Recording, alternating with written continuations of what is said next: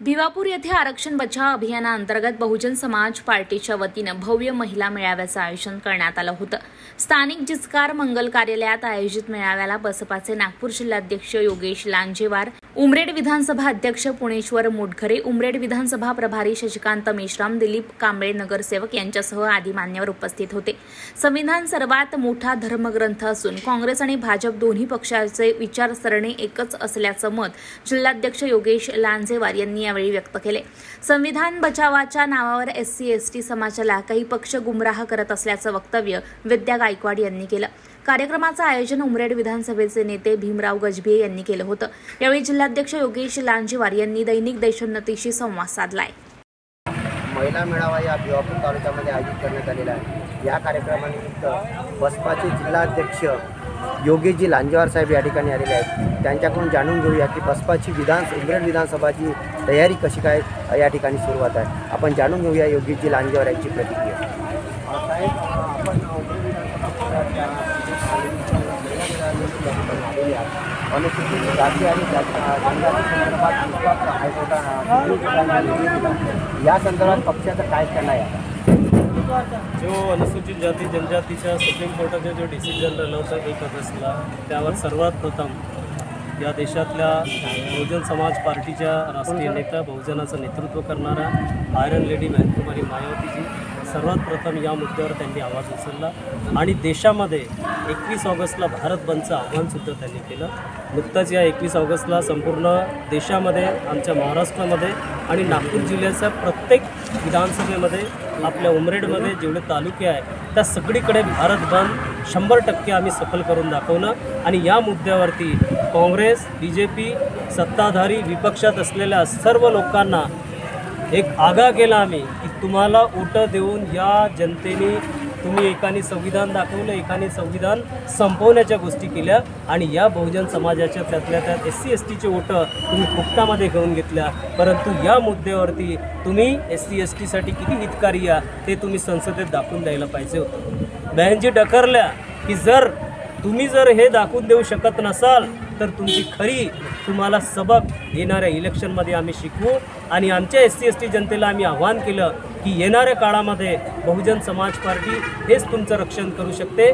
Iron lady बहनकुमारी Mayawati हीच आपली खरी नेता आहे। आपण हा चोरा लफंग्याच्या मागं जाऊन आपले वोट वाया घालू नका आणि येणाऱ्या काळामध्ये BSPची सत्ता जर आली तरच आपल्या येणाऱ्या पिढीचं कल्याण होईल। त्यामुळे या मुद्द्यावरती आम्ही अटलपणे उभे राहू।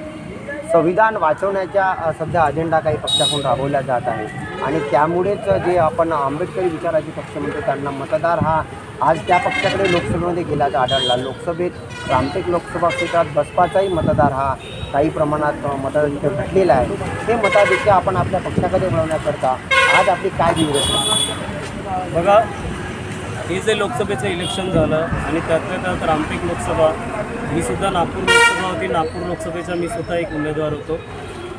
या संपूर्ण देशामध्ये आणि महाराष्ट्रामध्ये जी मनुवादी पार्टी आहे, जिला आम्ही BJP म्हणतो, दुसरी काँग्रेस म्हणतो। BJPनं संविधान संपवण्याच्या गोष्टी केल्या, काँग्रेसनी राहुल गांधीने हातामध्ये संविधान दाखवू लोकांना आकर्षित करण्याचा प्रयत्न केला की संविधानाची रक्षा आम्ही करू, संविधान आम्ही वाचू आणि संपूर्ण देशामध्ये एक तरीक्यानं आमच्या शिकल्या सवरल्या लोकांनी त्यामध्ये तेल टाकायचं काम केलं आणि हा आमच्या भोळ्या बाबड्या जनतेला भटकवण्यात आला की बाबा संविधान वाचवायचं आहे, लोकतंत्र वाचवायचं आहे, म्हणून दगडापेक्षा ईट मऊ, त्यापेक्षा BJPला थांबवायचं आहे तर काँग्रेस आणि इंडिया गठबंधनला वोट असं म्हणून त्या लोकांनी आमचे वोट घेऊन घेतले। परंतु हे संविधान दाखवून ज्यांनी वोट घेतले आज संसदेमध्ये ते का ओरडत नाही आहेत?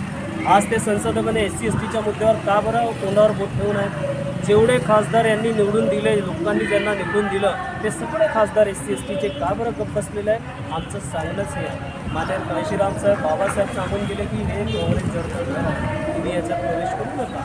माझ्या बांधवांना त्याचे 4 नेते सभासद लोक बना what Congress and Gandhi have done to untouchable, एवढी मोठी पुस्तक बाबासाहेबांनी दिली आणि इशारा दिला की काँग्रेसमध्ये जाऊ नका। त्याच काँग्रेसमध्ये आमच्या शिकल्या सवरल्या लोकांनी दगडापेक्षा ईट मऊ म्हणून तिकडे घेऊन गेले। आम्ही धिक्कार करतो अशा लोकांचा आणि येणाऱ्या काळामध्ये आम्ही हा इशारा देतो की schedule caste, schedule tribe, OBC यांचं खरं रक्षण जर कोणी करणार आहे तर बहुजन समाज पार्टी करत आहे। आज नागपूर जिल्ह्यातल्या प्रत्येक विधानसभेमध्ये ज्यावेळेस मला जिल्ह्याचा जिल्हाध्यक्ष प्रदेश अध्यक्ष ॲडव्होकेट सुनील डोंगरे साहेबांनी बनवला, त्यानंतर त्याच दिवसापासून मागच्या 20-25 दिवसापासून लगातार प्रत्येक विधानसभे माझे दौरे होतात.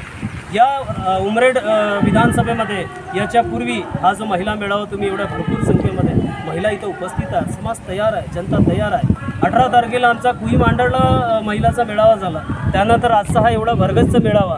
येणाऱ्या 28 तारखेला पुन्हा सिरसीचा आहे आणि 8 तारखेला उमरेडमध्ये महिला मेळावा आहे. अशा प्रकारचे छोटे मोठे सगळे कार्यक्रम आणि अशा प्रकारचे मोठे मोठे मेळावे या उमरेड विधानसभेमध्ये सुरू आहे. मला सांगावंसं वाटते की येणाऱ्या विधानसभेमध्ये जर महाराष्ट्राचा रिझल्ट आणि महाराष्ट्राचा पहिला आमदार जर कुठून निवडून येईल तर आमच्या उमरेड विधानसभेमधून येईल.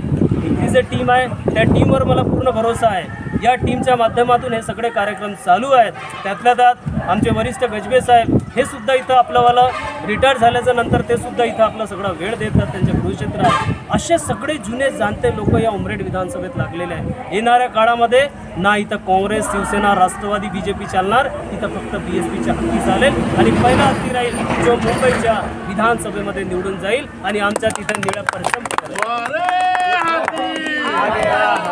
एक जिल्ह्याचा संघ अध्यक्ष म्हणून तुम्हाला प्रश्न विचारतो की BSPला बंडखोरीचं एक सुद्धा ग्रहण लागलेलं मागील कार्यकाळात पाहायला मिळालं. या बसपामध्ये जी काही बंडखोरी नेहमी होते, नवीन जिल्हाध्यक्ष आपण झालेले आहात, आपण यावर कशी मात करणार आहात? बघा, बंडखोरी आणि हे जे आहे हे फक्त BSPच्या ह्याच्यातल्या प्रत्येक पॉलिटिकल पार्टीमध्ये बंडखोरी करतात. इलेक्शनमध्ये तिकीट मागणारे 10 लोक असतात, तिकीट तर कोणातरी एकाला मिळेल.